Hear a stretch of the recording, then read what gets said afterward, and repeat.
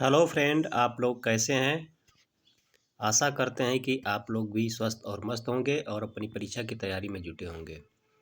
दोस्तों, दिव्यांगता से संबंधित बहुत सारे प्रश्न विभिन्न परीक्षाओं में पूछे जाते हैं।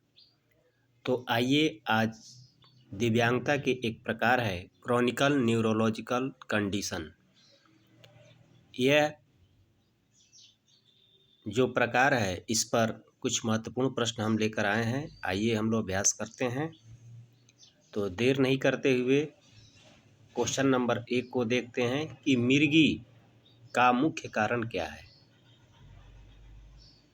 ऑप्शन है मस्तिष्क की चोट, आनुवंशिक विकार, संक्रमण, उपरोक्त सभी। तो ये उपरोक्त सभी होता है।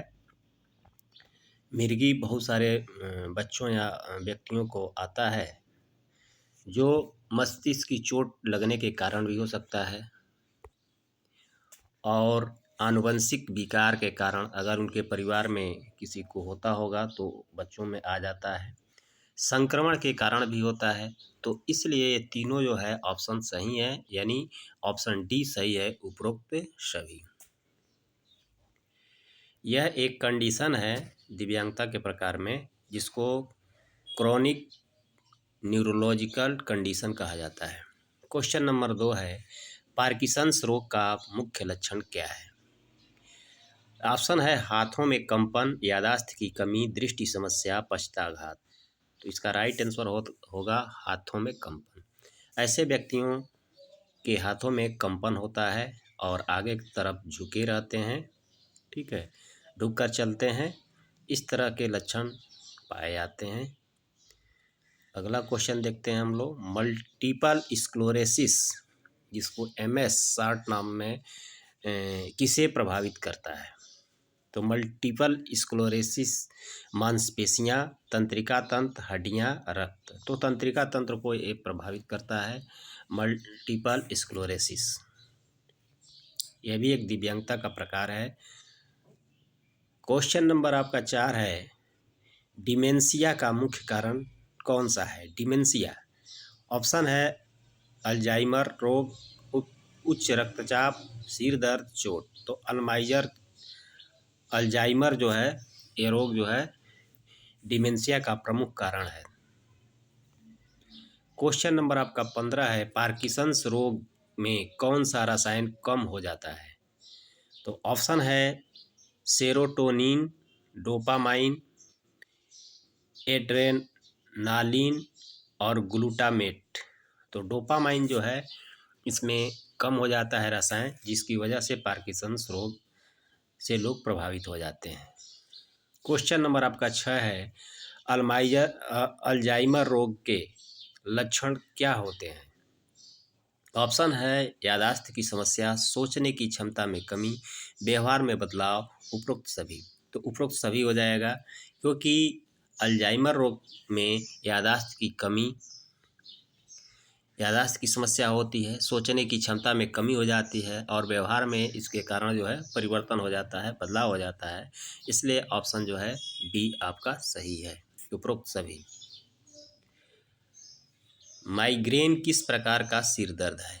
माइग्रेन यह ऑप्शन इसका है साधारण सिर दर्द, तंत्रिका आधारित सिर दर्द, तनाव आधारित सिर दर्द, उच्च रक्तचाप से जुड़ा सिर दर्द।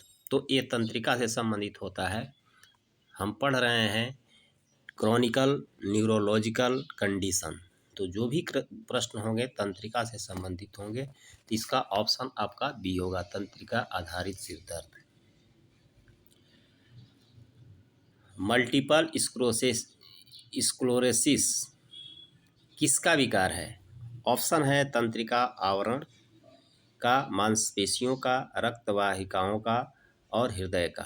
तो इसमें तंत्रिका आवरण का जो है यह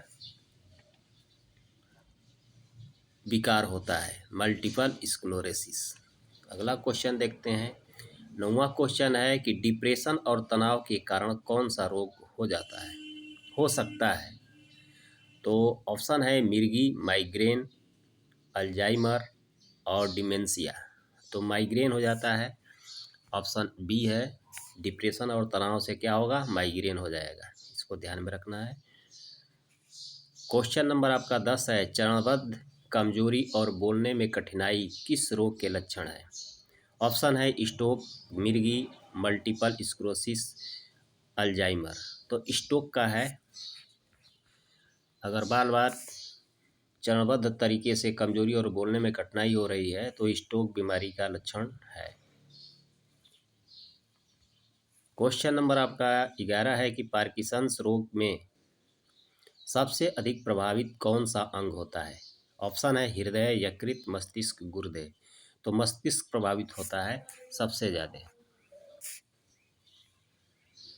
मिर्गी में कौन सी गतिविधि असामान्य होती है? ऑप्शन है शारीरिक गतिविधि, मस्तिष्क की विद्युतीय गतिविधि, रक्त परिसंचरण, श्वसन प्रक्रिया। तो इसमें मस्तिष्क की विद्युतीय गतिविधि जो है यह असामान्य हो जाती है मिर्गी वाले बच्चों या व्यक्तियों में। क्वेश्चन नंबर आपका 13 है, अल्जाइमर रोग में मुख्य रूप से कौन सा क्षेत्र प्रभावित होता है? ऑप्शन है मस्तिष्क का हिप्पोकैम्पस, रीढ़ की हड्डी, मांसपेशियां, तंत्रिका कोशिकाएं। तो इसका राइट आंसर आपका ए हो जाएगा, मस्तिष्क का हिप्पोकैम्पस क्षेत्र प्रभावित होता है। किस रोग में? तो अल्जाइमर रोग में। क्वेश्चन नंबर आपका 14 है, स्ट्रोक का कारण क्या हो सकता है? ऑप्शन आपका दिया हुआ है रक्त प्रवाह की कमी, मस्तिष्क में रक्त प्रवाह, रक्तस्राव, थक्का जमना, उपरोक्त सभी। तो उपरोक्त सभी हो जाएगा। स्ट्रोक का कारण जो है रक्त प्रवाह में कमी, मस्तिष्क में रक्तस्राव और थक्का जमना, इसके कारण जो है स्ट्रोक हो सकता है। इसलिए ऑप्शन आपका सही है डी, उपरोक्त सभी। क्वेश्चन नंबर आपका 15 है, डिमेंशिया किस आयु वर्ग के में अधिक होता है? किस आयु वर्ग में अधिक होता है? ऑप्शन है 20 से 40 वर्ष, 40 से 60 वर्ष, 60 प्लस वर्ष, सभी आयु वर्ग में। तो 60 से प्लस वाले में जो है डिमेंशिया होता है। क्वेश्चन नंबर आपका 16 है, स्ट्रोक का तुरंत उपचार क्यों जरूरी है? ऑप्शन आपका है मस्तिष्क को अस्थायी नुकसान से बचाने के लिए, दिल की धड़कन को नियंत्रित करने के लिए, रक्तचाप बढ़ाने के लिए, वजन कम करने के लिए। तो इसका राइट आंसर आपका हो जाएगा ए, स्ट्रोक से तुरंत बचाने के लिए या उपचार जो है मस्तिष्क को अस्थायी नुकसान से बचाने के लिए जरूरी है। अगला क्वेश्चन है कि माइग्रेन का ट्रिगर क्या हो सकता है? ऑप्शन है तनाव, ध्वनि या प्रकाश, नींद की कमी, उपरोक्त सभी। तो इसमें तनाव भी हो सकता है, ध्वनि या प्रकाश और नींद की कमी हो सकती है, यानी ऑप्शन आपका डी सही है, उपरोक्त सभी। क्वेश्चन नंबर आपका 18 है, मल्टीपल स्क्लेरोसिस का मुख्य निदान उपकरण क्या है?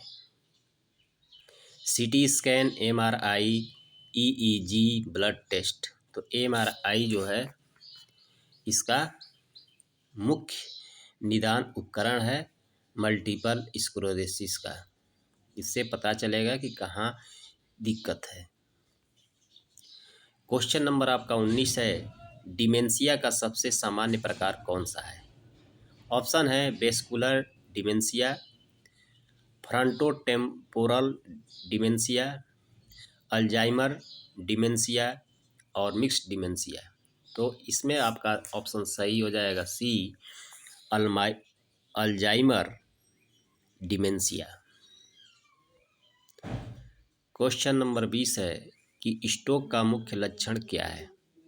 ऑप्शन आपके पास है बोलने में कठिनाई, चेहरे का झुकना, शरीर के एक तरफ कमजोरी, उपरोक्त सभी। तो स्ट्रोक के कारण जो है इसका लक्षण हो जाएगा बोलने में कठिनाई होगी, चेहरे का झुका होना और शरीर के एक तरफ कमजोरी। यह जो है स्ट्रोक का लक्षण है, यानी आपका उपरोक्त सभी जो है ऑप्शन सही है। क्वेश्चन नंबर आपका 21 है कि डोपामाइन की कमी से कौन सा रोग होता है?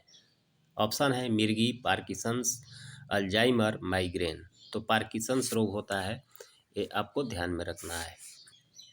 पार्किंसंस वाले व्यक्तियों में जो है डोपामाइन की कमी हो जाती है, जिसके कारण ये रोग हो जाता है। इसको भी दिव्यांगता की एक श्रेणी में रखा गया है। जो 21 प्रकार की हमारी दिव्यांगता है 2016 के अनुसार, उसमें पार्किंसंस भी है। 22वां आपका क्वेश्चन है कि मल्टीपल स्क्लेरोसिस में कौन सा अंग अधिक प्रभावित होता है? ऑप्शन है रीढ़ की हड्डी और मस्तिष्क, फेफड़े, हृदय, जिगर। तो इसका राइट आंसर आपका ए हो जाएगा, रीढ़ की हड्डी और मस्तिष्क मल्टीपल स्क्लेरोसिस में अधिक प्रभावित होता है। अगला क्वेश्चन है चिरकालिक न्यूरोलॉजिकल रोगों में सबसे सामान्य जोखिम कारक क्या है? ऑप्शन है उच्च रक्तचाप, मधुमेह, आनुवंशिकता, उपरोक्त सभी। तो उपरोक्त सभी है। चिरकालिक न्यूरोलॉजिकल रोग में उच्च रक्तचाप, मधुमेह और आनुवंशिकता है, ये सब जो है सामान्य जोखिम कारक हैं सबसे अधिक। तो इसका ऑप्शन आपका उपरोक्त सभी हो जाएगा। अगला क्वेश्चन है न्यूरोपैथिक दर्द का प्रमुख कारण क्या है? ऑप्शन है तंत्रिका क्षति, मांसपेशी तनाव, हड्डी का फ्रैक्चर, संक्रमण। तो इसका राइट आंसर आपका ए हो जाएगा, तंत्रिका क्षति। क्वेश्चन नंबर आपका 25 है कि मल्टीपल स्क्लेरोसिस का इलाज किस प्रकार किया जाता है?